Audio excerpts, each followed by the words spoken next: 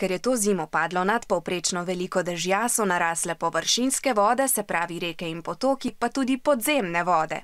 Te so pod površjem v sloju prodnikov in jih ne vidimo. Na količino podzemnih voda pa poleg dežja vpliva tudi iztekanje vode iz rečnih in potočnih strug. Ko je vode v njih preveč, se ta razlije in poplavlja ob strugi ter intenzivno napaja podzemne vode. Kleti sta torej poplavili površinska in tudi podzemna voda, ki sta povezani. Ko so reke visoke, takrat voda iz rek odteka v podzemne vode in polni zaloge podzemnih voda. Ko pa so reke nizke, naprimer ob sušah poleti, pa voda priteka iz podzemnih voda v struge rek in tako polni struge rek, da ne ostanejo suhe. Poplave, ki so se zgodile v teh dneh, so strokovnjaki pričakovali in nanje pravočasno opozorili. Je pa res, da je letos, kot kaže, to izjemen pojav.